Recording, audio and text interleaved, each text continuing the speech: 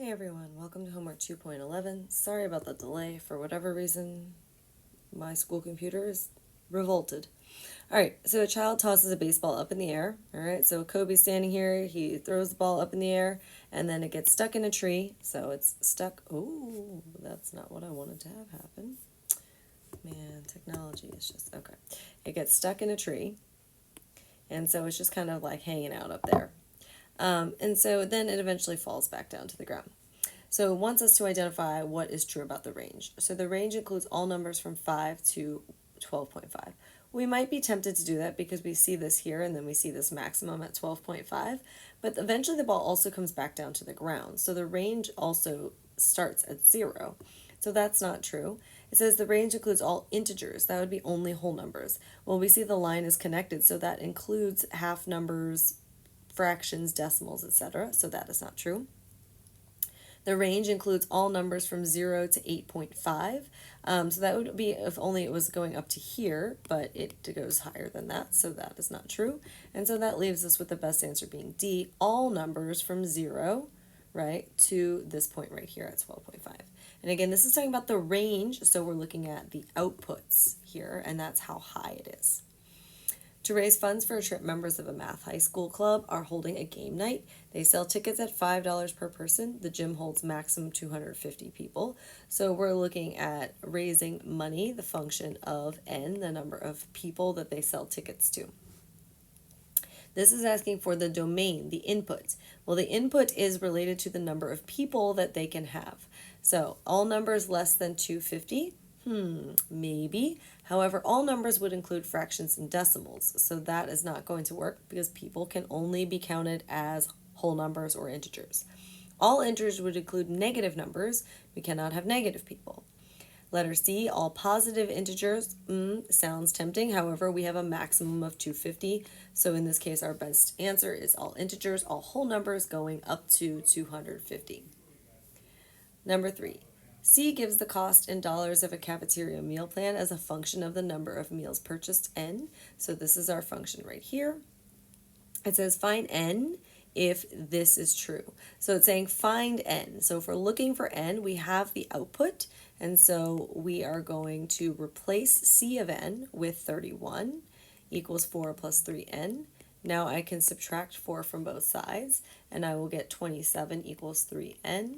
Divide both sides by 3, and we can get N equals 9.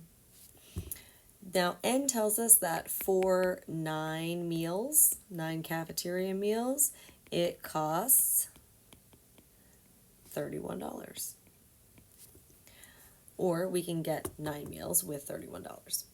All right, so Lynn completes a 5K, which is a type of race. If you're not familiar with that, then she is running and walking. That would be me. I would run and walk, probably mostly walk. Here are 4 graphs that represent 4 possible situations. Each graph shows the distance, so that's your output in meters as a function of time, your input.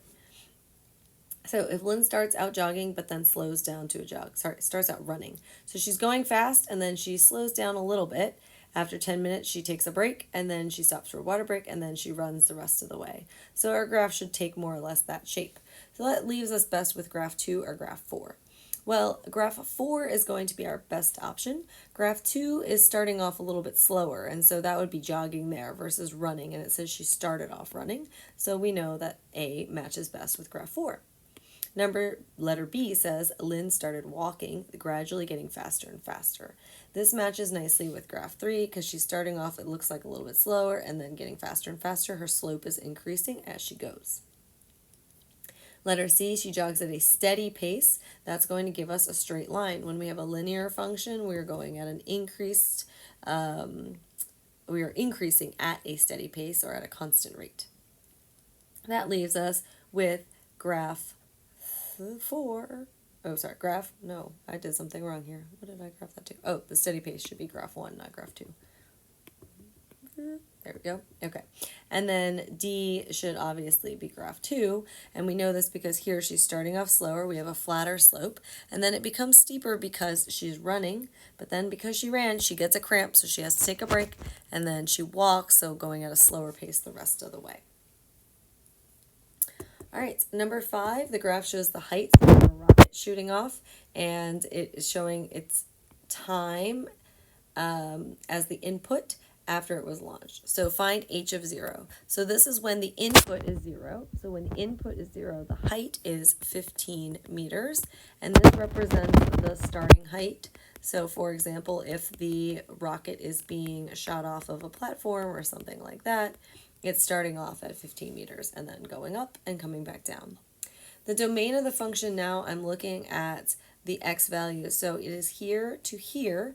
Our x value there is 0, and our end x value there would be about 4.75 approximately, right? So we're going to say x is greater than or equal to 0 and less than or equal to 4.75. Remember, we can also use our interval notation to show the domain, that was wrong, show the domain of a function. And then the range of the function is going to be how we're looking at the y-axis, so the uppermost point and the lowermost point, our maximum and our minimum. Our maximum here is approximately 35, and our minimum is 0 when it lands on the ground. So here y is less than or equal to 35 and greater than or equal to 0. Again, our range of y being between 0 and 35 meters. It says find h of x equals 0. So this is when it is on the ground. When h of x equals 0, that is the output, the y value is 0. And so this would be 4.75. This means it takes 4.75 seconds to hit the ground. All right. My has to decide between two cafeteria meal plans. Under Plan A, each meal costs $2.50, and under Plan B, 1 month of meals. So this is a flat rate of $30 per month. So for an equation of A, we would have A of, let's say we're representing the meals with n, number of meals, equals $2.50 times the number of meals I eat. But if I have Plan B of n, it's just going to be $30 for that month. Now, if I were to do more than 1 month, I would need to multiply this, but we're just talking about 1 month of meals. Because my estimates that she'll buy 15 meals per month. So since we're only talking about 1 month, for Plan B, that's only going to be $30. For Plan A, I have to substitute 15 and see what we get. And if you do that, I believe you'll get $37.50. Well, let me double check. 250 times 15 is $37.50. Yes, so $37.50 for Plan A. So she should pick Plan B. Sorry, Miss Corliss is texting me. All right. Last but not least, we have this problem, which is a review problem. So this is showing you a practice problem for systems of inequalities, because we got to keep practicing these. All right. So Kieran earns 3 stars for an easy level. Easy level is X. And 5 stars for the difficult, that's Y. And he completes more than 20 levels and earns 80 or more stars. So we're going to do 3x plus 5y, because 3 times the number of easy levels plus 5 times the number of difficult levels is going to be greater than or equal to 80, because 80 or more. And then he completes 20 levels, so however many easy levels plus however many difficult levels is going to be more than 20. So we're going to graph these. This is the easiest one to graph, so I'm going to do that by subtracting x from both sides. And we'll get y is greater than negative x plus 20.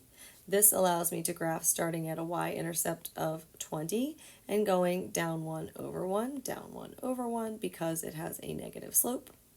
And it should be a dotted line because it is greater than. In terms of shading then, if I plug in 0, 0, 0 is greater than 20 is not true. So that tells me that this side is not the side I'm shading on. I'm going to shade on this side. Okay. Now for my other equation, I'm going to have to do a little bit more work to put this into slope-intercept form. So we have, I'm going to do it down here, 3x plus 5y is greater than or equal to 80. Subtract 3x from both sides because I want to get y by itself.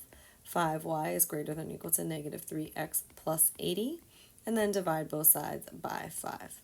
We get y is greater than or equal to negative 3 over 5x plus 80 divided by 5, I think, is 16. Yes, okay, plus 16. So this means my y-intercept here is 16. These are going up by 2s, 14, 16 here. And I'm going down 3 over 5.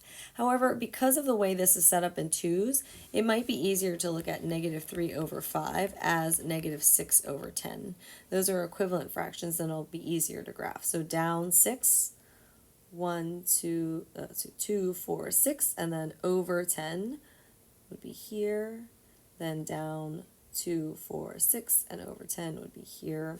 And this is going to be a solid line, so I'm going to go ahead and connect my points there, because it is greater than or equal to. Now, similar to my other problem, if I substitute 0, 0 in, it's not going to work because 0 is not greater than 16. So that means I'm shading on the other side, not on the side with 0. And so here, my graph is going to look like this. And so now the double shaded area is where my solutions are. So it says identify a combination of stars and levels that is the solution. So this, for example, 12, 16, where we play 12 easy levels or get 12 easy levels and 16 hard levels, difficult levels, then we would be at more than 80 stars and complete more than 20 levels. It says interpret the point 5, 6 in the context of the situation. So 5 is the x value, so 5 easy levels and 6 difficult levels. And if we're looking at 5 easy levels means I get 15 stars because 5 times 3. And then 6 hard difficult levels are going to be times 5 stars, so that's plus 30. So we would get a total of 45 stars for playing 5 easy levels and 6 difficult levels. Okay, that's it for the homework. Your code word for today will be estrella. Estrella means star in Spanish. And I'm going to go back up to this part here because generally this is about where people stopped in the classwork today. So if you have any questions about that, this is where you could look. So it says describe a function whose domain includes only integers. Well, as an example, this might be people. It could be necklaces or bracelets or something that we wouldn't sell half of or fraction or decimal of. And so in that case, that means all of our x values can only be whole numbers. So no matter what I plot, I'm going to have just points for each of the x values with no lines connecting it, because those spaces in between the lines would represent fractions or decimals, and we can't have fractions or decimals of people and necklaces. We could have fractions of necklaces, but we wouldn't sell them that way. The other one says describe a function whose range includes only integers. So that's now when we're looking at the y-axis, right? And looking at these only being the only answers that they could be are integers. So this could be a situation in which, for example, we talked about the buses, right? For every certain number of people, we were allowed to order one or more buses, right? And so a bus is only going to be a whole number. But, for example, if we have, for example, 1, 2, 3, 4, 5, 6, 7, 8. Actually, you know what? Let's do cars. Let's say cars. Let's say we have a car that's a two-seater. It's a small car. And so that car, one car, can only hold 2 people, right? Then it might be spanning across the x's in those piecewise functions that you saw as an example today. And we're going to get into more examples of these as we look at them on Monday. But just so you can see that this would have the result of having only one or only integers as our, that's wrong, only integers as our y values. We could have multiple x values here. These could also be single points, right? You could have 8, 5. That could also represent an integer for the y value. But in this case, because there's no diagonal line, there's no values on the y-axis that are decimals or fractions. All right, that's it. If you have any questions, you know how to reach me. Happy homeworking and have a wonderful weekend.